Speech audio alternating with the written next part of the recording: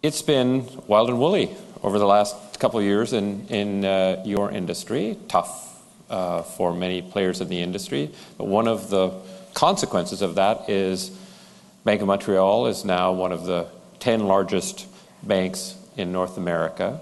What sorts of opportunities might Bank of Montreal or BMO Financial now have that before this crisis it might not have had? Well, I think without doubt the banks that have prospered through this period have the benefit of reputation, which as a starting point is enormously powerful. Just in the short run, we have been able to recruit to the bank levels of talent from different parts of the world, from different industries that are highly complementary to our strategy going forward. And it's nice to be in a position where you're recognized as a go-to employer. But I think the same thing applies to building business with new customers.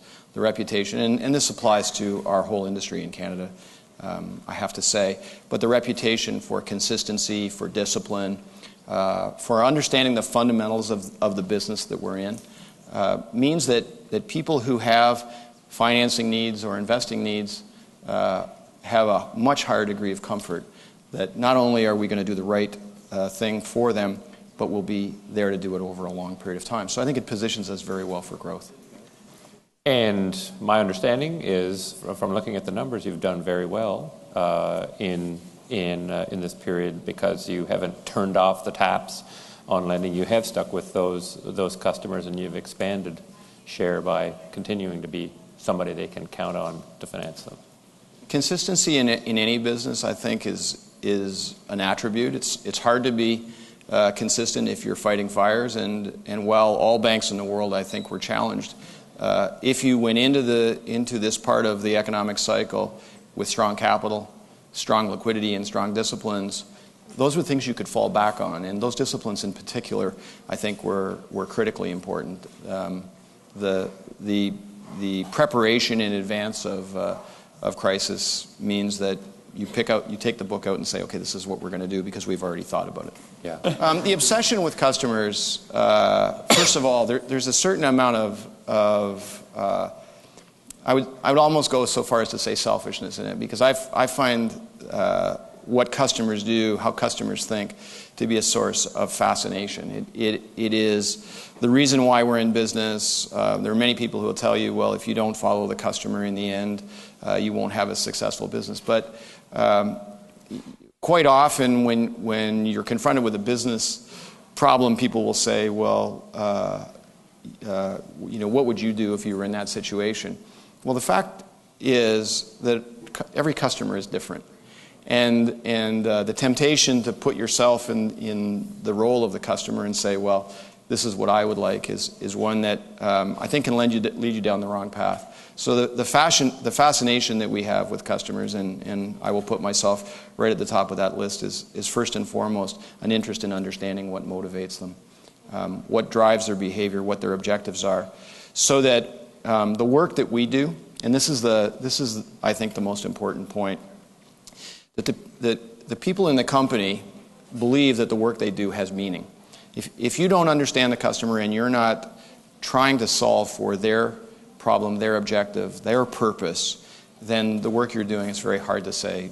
A financial ratio or a penny of earnings per share means a great deal. I believe that the consequences of serving customers superbly will be more profit and more revenue growth. But the meaning that comes from it is from doing a superb job with the customer. And I think that permeates all great companies. Yeah, they're graduating, let's say they're graduating in 2011.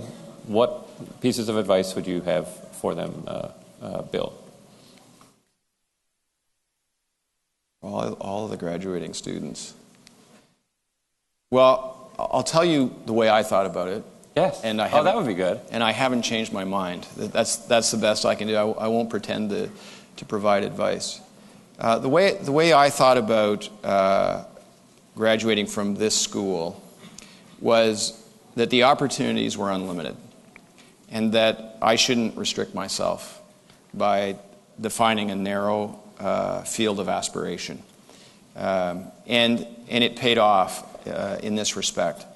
I had no desire, or really no interest in being a banker. I have to say that I had an opportunity to interview with industrial companies and service companies, and they were all very exciting. Banking, it hadn't even occurred to me.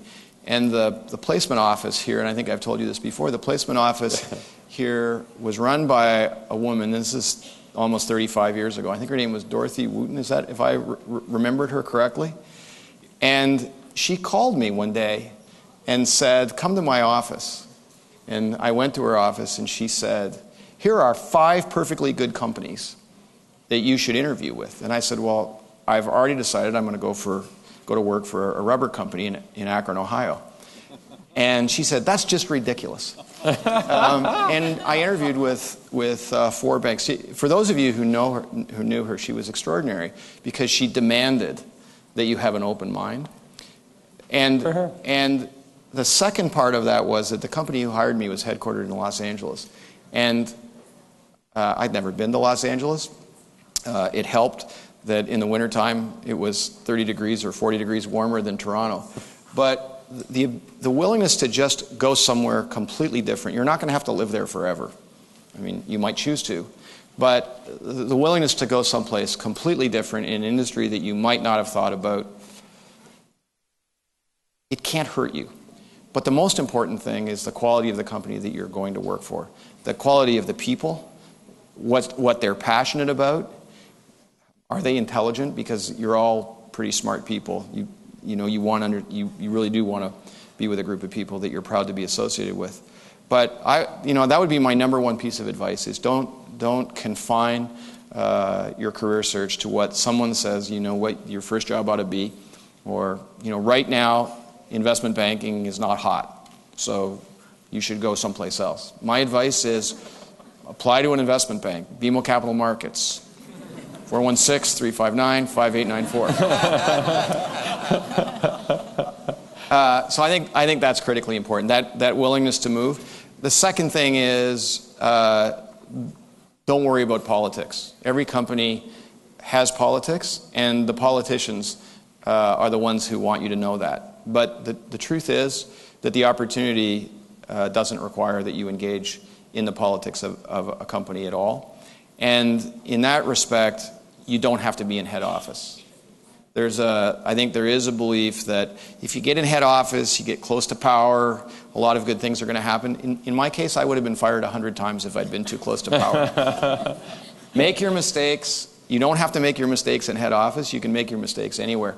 And the further you get away from head office, the greater likelihood you're going to have responsibility and authority to make decisions delegated to you. It's just by necessity. So if you want to take responsibility, if you want to be a leader earlier in your career, open yourself to those opportunities that others might not be willing to do. And then the last thing is, if someone says to you, hey, we'd like you to consider this, ask the question, what is it that has to be achieved? What's in this that you want me to do that's good for the company? Don't ask what's in it for me. If you really focus on what's good for the company in that, there's no way that you can't win. If you don't believe the opportunity is big enough for the company, then you might say, I can do more.